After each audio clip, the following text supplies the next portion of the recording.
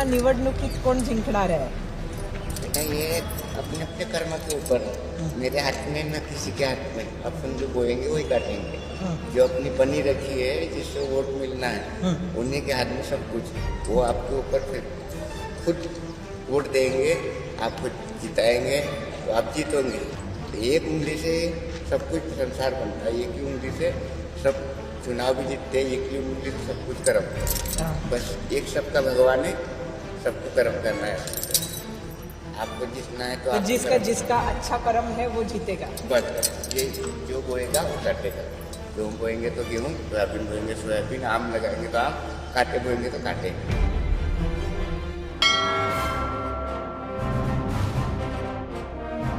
Ground झिरोवरून झिरोवरचा आजचा हा दुसरा भाग आणि या दुसऱ्या भागाची सुरुवात आपण करतो आहोत कामठी इथल्या ड्रॅगन पॅलेस टेम्पल कडून। रामटेक लोकसभा मतदार क्षेत्रात हा भाग येतो आणि रामटेकची ही संपूर्ण लढतच अत्यंत इंटरेस्टिंग अशी आहे।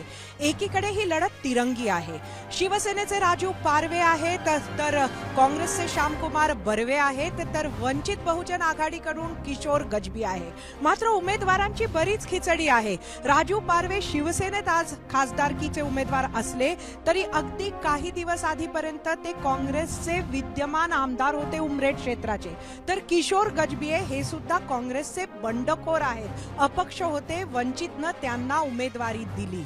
तर तिसरीकडे श्यामकुमार बर्वे हे काँग्रेसचे मूळ उमेदवारच नव्हते। त्यांच्या पत्नी रश्मी बर्वे यांचं जात प्रमाणपत्र हे अवैध ठरवल्या गेल्यानंतर त्यांना उमेदवारी मिळाली। अजून एक महत्वाचा भाग, अत्यंत पसरलेला असा हा मतदार संघ आणि ह्यात ही मंडळी जरी निवडणुकीच्या रिंगणात असली तरी इथे प्रतिष्ठापणाला लागली आहे ती अनिल देशमुख, सुनील केदार आणि आशिष देशमुख, त्याचबरोबर भाजपाचे प्रदेश अध्यक्ष चंद्रशेखर बावनकुळे, या सर्वांचं हे क्षेत्र आहे। आणि त्यात अजून महत्वाचं म्हणजे रामटेक लोकसभा मतदारसंघ हा सुद्धा देवेंद्र फडणवीस यांच्या नागपूर जिल्ह्यातच येतो आणि त्यामुळेच याचं अनन्यसाधारण महत्व आहे।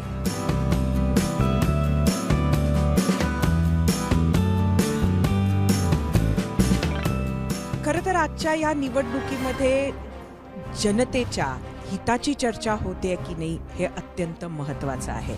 आणि या ज्या जनतेच्या हिताची चर्चा गरजेची आहे त्यातील एक महत्त्वाचा घटक म्हणजे शेतकरी। आणि म्हणूनच आज आम्ही तुम्हाला नेतो आहे एका बाजार समितीमध्ये। खरं तर आज दुर्दैवानं रविवार आहे, ज्यामुळे खूपशे शेतकरी नाहीये, पण ग्राउंड झिरो वरून झिरो आवर करणार आहोत असं कळल्यानंतर आज रविवार असूनही कळमेश्वर बाजार समितीमध्ये काही शेतकरी आपल्याला भेटायला उपस्थित झाले आहे। त्यांची भेट घेऊया आणि या लोकसभेतून, या निवडणुकीतून यावेळी निवडून येणाऱ्या नेत्यांकडनं त्यांच्या काय अशा अपेक्षा आहेत त्या जाणून घेऊया।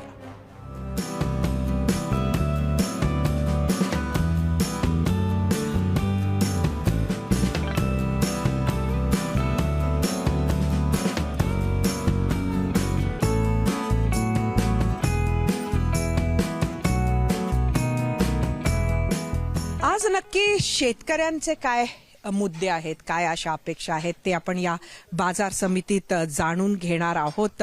निवडणुकीचा माहोल आहे, काय म्हणतोय प्रचार रामटेक मतदारसंघात?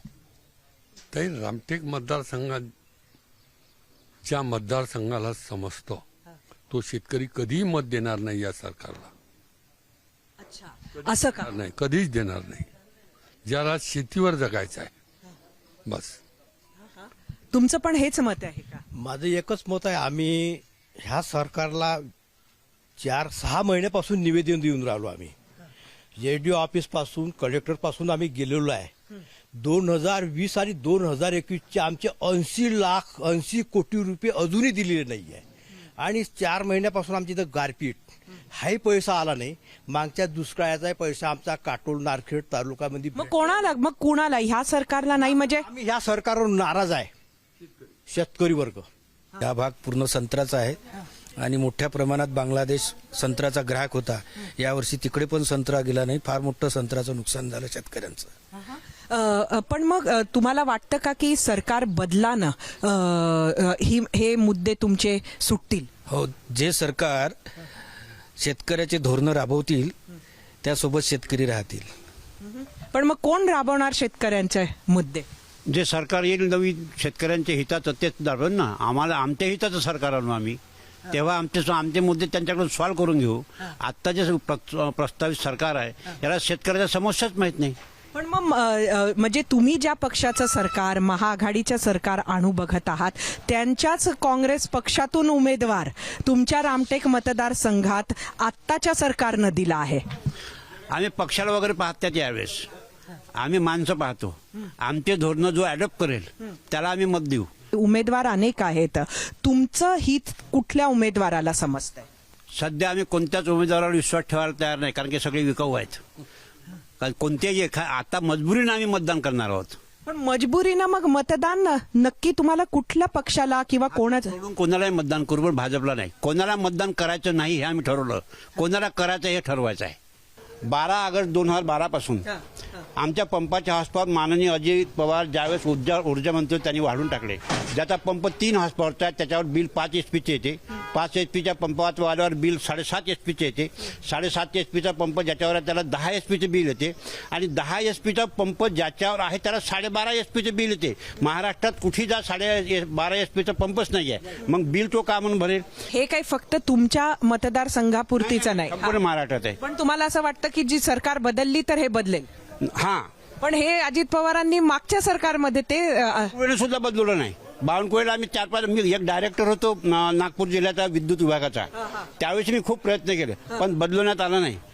आम्ही वापरत नाही अशा काळात आम्हाला बिल द्यावं लागते, कारण की पंप आमचा 4 पण महिने. मग आता ह्यातनं काय होणार? म्हणजे ह्याचा असंच मरत राहणार. आम्ही पंपाचे बिल भरत नाही, ते लोक मागत राहणार. रामटेक मतदार संघात बऱ्याच गोष्टी घडल्यात. म्हणजे उमेदवार इकडनं लास्ट मिनिट आयात केला, त्याच्यानंतर खरी निवडणूक सुनील केदार लढतात आहेत काँग्रेसकडनं, तसं म्हटलं तर फक्त एक उमेदवार समोर आहे, फॉर्म बाद झाला, वंचित आघाडीनं पाठिंबा दिला. या सगळ्या परिस्थितीत शेतकऱ्याबद्दल कोणी बोलतं तरी आहे का?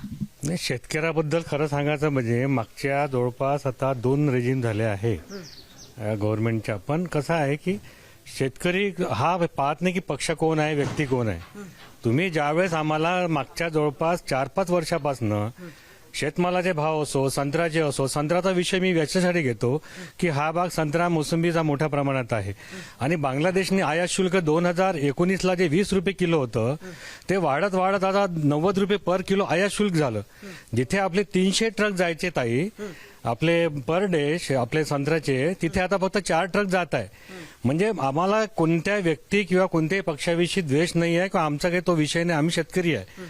पण आम्हाला जे शेतीविषयक जे धोरणं आहे, जेव्हा आमचं निर्यात एक तर कमी होतं आणि ते निर्यात कमी असताना बांगलादेश छोटा जरी देश असेल पण मोठ्या प्रमाणात संत्रा घेत होता.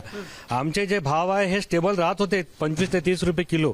आज ते भाव मागच्या 4 वर्षात कोसळले आहे. संत्रा मोसंबी शेतकरी पूर्ण म्हणजे लयास गेलाय, कोलॅप झालाय, कर्जबाजारी झालाय. आणि आम्ही तुम्हाला मदत नाही मिळाली का? आम्ही निवेदन दिलं असं नाही, आम्ही पियुष गोयल पर्यंत गेलो आणि आम्हाला फक्त एकाच व्यक्तीनं मदत केलं, ते जे नितीनजी गडकरी साहेबांनी आम्हाला खरोखर खूप चांगली मदत केली. पण जे यश यायला पाहिजे दिल्लीमध्ये ते नाही आलं. पण म्हणजे तुमचं म्हणणं आहे की आताची सरकार बदलली तर तुमचं काहीतरी हित साध्य होईल अशी तुमची आशा आहे? आम्ही शेवटी तुलना करतो 2014 पर्यंत काय होतं आणि 2014 पासून आता काय झालं. आम्हाला व्यक्तीविषयी द्वेष नाही, आम्हाला कोणत्याही पक्षाविषयी द्वेष नाही. कारण शेतकरी हा त्याच्या खिशात जर 2 पैसे खेळत असेल मग तो तुलना करेल ना. आज शेतकरी तुलना करत आहे की त्यावेळेस आपलं कसं होतं, तेव्हा संत्र्याला भाव होता किंवा आपले काही खूप काही आम्हाला मिळत होतं काँग्रेस गव्हर्नमेंटमध्ये, असंही आमचं म्हणणं नाही. जर खूप काही मिळालं असतं तर आत्महत्या काँग्रेस गव्हर्नमेंट झाल्या नसत्या. पक्ष आमचा विषय नाहीये. हेच तुमचंही मत आहे का? बरोबर आहे ना मॅडम, कारण की शेतकऱ्याकडे जो पाहिजे त्याच्याकडेच आम्ही शेतकरी बघू. काँग्रेसचा उमेदवार, भाजपचा उमेदवार असं नाही तर किशोर गजबे यांना वंचितनं पण पाठिंबा दिलाय. नक्की कोणाचं पारडं भारी आहे? नाही आता नक्की कोणाचं पारडं भारी म्हणजे ज्याचा उमेदवार चांगला आणि जो कोणाचा चांगला आहे? 3 दिवसावर आली निवडणूक. 3 दिवसावर आली आहे पण तरी सेम म्हणजे अशी टक्करच आहे. आम्ही शेवटी ठरवलं आहे कास्तकारांनी का आम्ही शेवटी मिटिंग घेणार आहे गावागाव. म्हणजे आम्ही आमचे शेतकरी पॅनल तयार झालेले आहे गावागावामध्ये. प्रत्येक ठिकाणी प्रत्येक गावात 25 शेतकरी उभे झालेले आहे. शेवटी आम्ही हे सगळं पंच कमिटी निर्णय घेऊन सगळे कास्तकार निवडून शेवटा निर्णय आम्ही कोणता उमेदवार निवडून द्यायचा आणि कोणतं ही सरकार आपल्याला सरकार सहकार्य करेल त्या उमेदवाराला निवडून देऊ आम्ही. आता उमेदवार उभे आहेत यांच्याकडून आमच्या काही अपेक्षा नाही आहे, पण आम्ही सूड बुद्धी म्हणून भाजपला नाकारतो. राबराब कष्ट करते शेतकरी आणि या मालाची दुर्दशा होते. हे व्यापारी लातानं माल फेकते, आम्ही मंडीत जा तर लातानं माल फेकते आणि आपण एक एक दाना शेतामधून वेचतो. आज कापूसाची दशा काय 1800 रुपयाचा पोता आहे आणि कापूस 75 वरला 72 वर आलाय. तुरी पहा, सोयाबीन पहा, गारपीट झालाय, नुकसान झालाय. नुकसान भरपाई वेळेत मिळाली का? का मिळाली? लोक घुमून राहिले मॅडम. अजून मिळाली नाही मिळाली. पीक विमा सुद्धा अजून मिळाला नाही. गारपीटवर सांगतो ताई तुम्हाला की लगतच्या अमरावती जिल्ह्याला बऱ्यापैकी मदत मिळते, पण नागपूर जिल्हा उपमुख्यमंत्र्याचा जिल्हा असून सुद्धा या पालकमंत्रीचं लक्ष नसल्यामुळे पीक विमा नाही मिळाला. मध्यवर्ती बँकेचं प्रकरण निकालात नाही लागलं, कर्जमाफीचं प्रकरण नाही निकाल लागलं आणि आम्ही याचं निवेदन जे दिलं शेतकऱ्यांना फडणवीस साहेबाला तसं पाय धुवून पुरवलं आमच्या समोर. आम्हाला तो असं वाटत अपमान केला आमचा. अपमान झाला आमचा. मदत भुलणार आहे सरकारची. सरकारने मदत केली नाही शेतकऱ्याला. म्हणजे दोन्ही पिकं जे आहे तुषारीची आणि हे पीक, हे दोन्ही पिकं उत्पादन कमी झालं आणि मार्केटला भाव नाही आहे. कापसाचा तुरीचा भाव हा स्थिर नाही आहे. घोषणा करून द्यायच्या, गारपीट झालं तरी घोषणा करून द्यायच्या का आम्ही अनुदान देऊ बुवा. आम्हाला त्या अनुदानाची काही आवश्यकता नाही. लाखाचं नुकसान होते आणि 5,000ची देणगी हाती लावते, त्याला काही महत्त्व नाही. आमचं मत हे आहे का कापसाचे तुरीचे भाव हे स्थिर असायला पाहिजे. रामटेक लोकसभा मतदारसंघ यशाची शिडी कोणाला चढवेल? शेतकऱ्यांचं जर बघितलं तर प्रचंड रोष आपल्याला दिसला आणि या शेतकऱ्यांना बदल हवाय एवढं मात्र स्पष्ट आहे.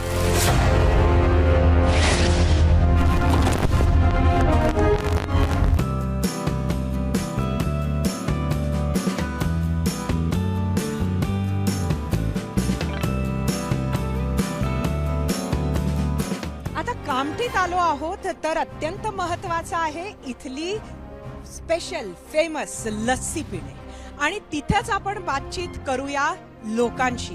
काय आहे मूड रामटेक लोकसभा मतदार क्षेत्राचा? रामटेक लोकसभा मतदार क्षेत्रातलं कामठी प्रचंड गरम, दुपारची वेळ आणि अशा वेळी लोकांना जर गाठायचं असेल तर दुबे महाराजांची लस्सी जिथे मिळते तिथेच खरं तर तुम्हाला लोक सापडतात. आपण सर्व मंडळी आला आहात आज. खास निवडणुकीचा माहोल सुरू आहे. प्रचार कसा सुरू आहे? आमच्या एघडा म्हणी गिरामीन म्हणी पंजाच्या जोर वाचतं.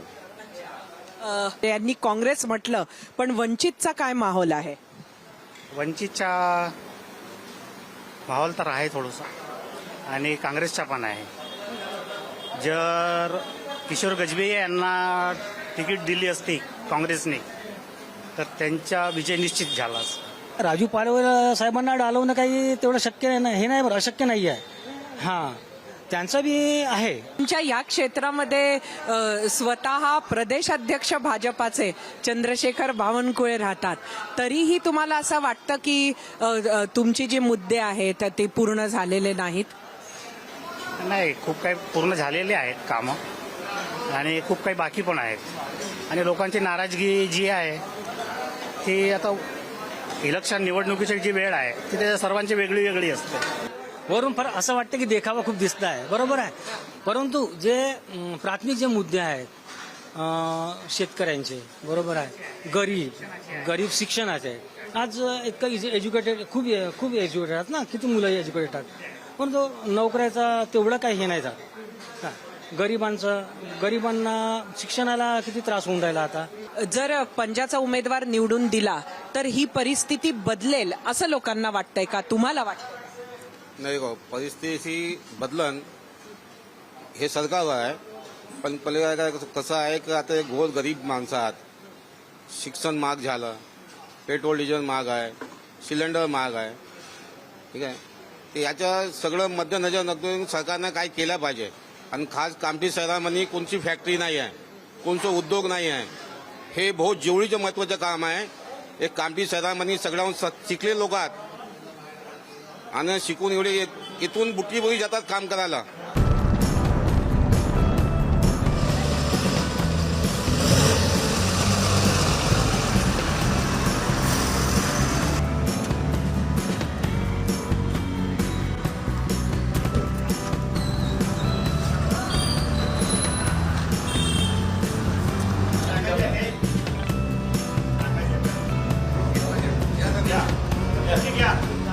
रामटेक लोकसभा मतदार क्षेत्रात एक गँगचा सध्या खूप बोलबाला आहे आणि त्या गँगला आम्ही तुम्हाला भेटवणार आहोत.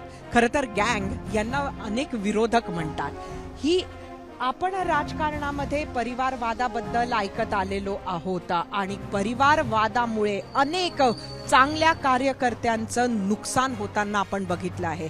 आजोबा, मुलगा, नातू एकानंतर एक मैदानात निवडणुकीच्या उतरत असतात, पण ज्यांच्या जोरावर ही मंडळी निवडून येत असते, प्रत्येकच पक्षात आपण बघतो तिकीट देण्याची वेळ आली की परिवार समोर येतो, कार्यकर्त्यांना काहीच मिळत नाही. रामटेक लोकसभा मतदार क्षेत्रात अशा सगळ्या पक्षांच्या कार्यकर्त्यांनी मिळून सुरू केलेली आहे सतरंजी संघटना. कारण यांना वर्षानुवर्ष निवडणुकीनंतर निवडणूक होऊन जाते, मात्र यांना तिकीट मिळत नाही. काम उरतं ते फक्त सतरंजी उचलण्याचं.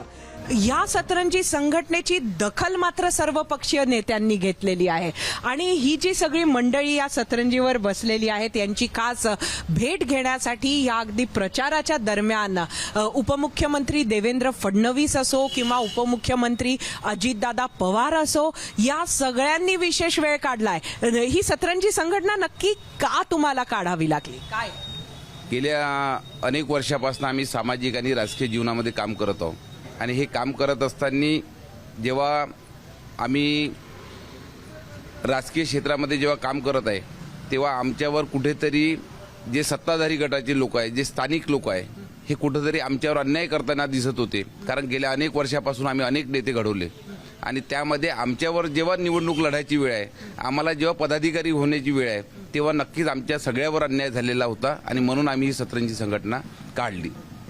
खरं तर या सतरंजी संघटनेमध्ये कोण कोण आहेत? या सतरंजी संघटनेमध्ये आम्ही टोटल 13 लोक आहोत. याच्यात नगर परिषदेचे माजी उपाध्यक्ष, पंचायत समितीचे माजी सभापती, आता असलेले सदस्य लोक आणि असे विविध पदाधिकारी, असे 13 पदाधिकारी आहे.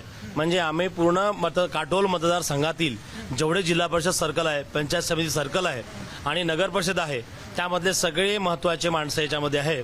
आणि याच्यानंतर आणि कुठल्या पक्षाचे आहेत? कुठल्या? आणि सगळ्याच पक्षाचे लोक आहे. काँग्रेसचे आहे, राष्ट्रवादी काँग्रेस, अजितदादा गटाचे आहे, पवार साहेबाच्या गटाचे आहे, शिवसेनेचे सुद्धा आहे, शिवसेनेच्या दोन्ही गटाचे लोक आहे, भारतीय जनता पक्षाचे सुद्धा लोक आहे. आणि आम्ही सगळे येऊन एकत्र झालो आणि खऱ्या अर्थानं विकासाची सुद्धा आम्हाला त्यामुळे संधी मिळाली. एवढी नेते मंडळी आहेत, उपाध्यक्ष सगळी माझी मंडळी राहिली, त्यामुळे आता याचा फायदा झाला म्हणायचा की याचा फटका बसला? नाही, फायदा बी झाला ना, नुकसान पण झालं. नुकसान असं झालं का आमचे जे शिवसेनेचे जिल्हा प्रमुख आहे राजू हरणे यांना पदावरून काढून टाकण्यात आलं. दुसरं कुठल्या शिवसेनेचे? उबाठाचे. त्यांना त्यांची किंवा तुम्ही पक्षविरोधी कारवाया करून राहिले, मिस फिडिंग त्यांना यांच्या लोकांना केलं. त्यांना रातोरात पक्षातून काढून टाकलं जिल्हा शिवसेना प्रमुख पदावरून. मग तसंच मी भारतीय जनता पक्षाचा किसान मोर्चाचा अध्यक्ष होतो. मला सन्माननीय बावनकुळे साहेबांनी जिल्हा नियोजन समितीवर सदस्य म्हणून घेतलं होतं. मग त्याचाही फटका मला बसला की त्यांनी मला जिल्हा नियोजन समिती वरून काढून टाकलं. तर काही नुकसान झालं, पण फायदा एक झाला की आमची एक सार्वत्रिक एक ताकद आहे. कुण्या नेत्याच्या विरोधात आम्ही एकटं लढतो म्हणलं तर आम्ही कुठं नाही कुठं आमची ताकद कमी पडत होती. आज आमचे सर्व जे 8 जिल्हा परिषद क्षेत्र आहे ना, 3 नगर परिषद आहे, ते सगळेजण आपापल्या ठिकाणी आपापलं वजन ठेवून आहे.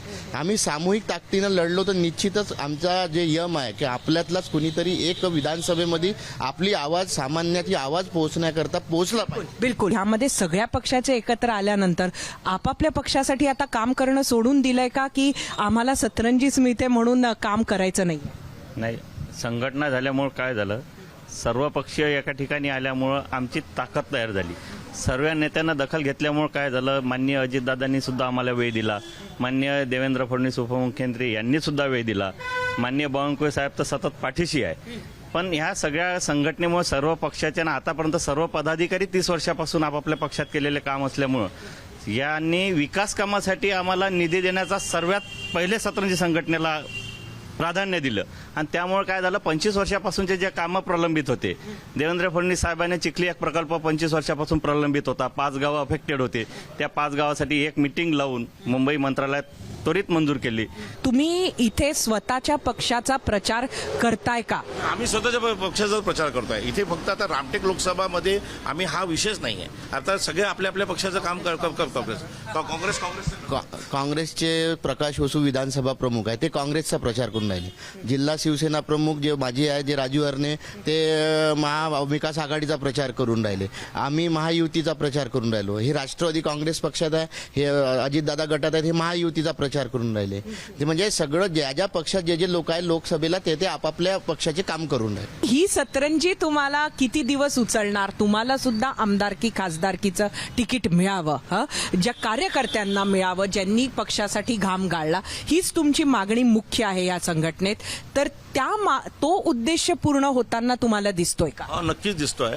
आमच्या बरोबर सगळे हे सगळे संघटित जे आम्ही सगळे लोक झालेलो आहोत, याच्यामध्ये आमचा एक माणूस कुठेतरी आमचा विधानसभेत पाठवण्याचा आमचा उद्देश आहे, जेणेकरून आपल्या या काटोल विधानसभा क्षेत्रातील जे आपले प्रश्न सोडवायचे, जे प्रलंबित प्रश्न आहेत, प्रचंड प्रमाणात आज 25 वर्षापासून विकास झालेला नाही, त्याच्यामध्ये आम्हाला ह्याच्यातला एक माणूस, आम्ही कुठल्याही पक्षाचा असो, कुठल्याही पक्षाचं त्यांनी तिकीट द्यावी. आम्ही प्रचंड प्रमाणात आम्ही चांगल्याने निवडून. म्हणजे तुम्ही सगळेजण स्थानिक पातळीवर आपापली मोठी ताकद ठेवून आहात आणि तुम्ही लोक एक कोणीतरी विधानसभेच्या वेळेला निवडणार आणि त्या व्यक्तीच्या पाठीमागे काहीही युती आघाडी वेगळी असली तरी तुम्ही उभे राहणार. विधानसभेच्या वेळेस सगळ्या पक्षाचे जरी असले, पण 13 पैकी आमच्या सामान्यमध्ये कोणाला एकाला तिकीट मिळाली तरी त्या ठिकाणी कोणताच युतीचा धर्म न पाळता आम्ही त्याच्या पाठीशी उभे राहणार.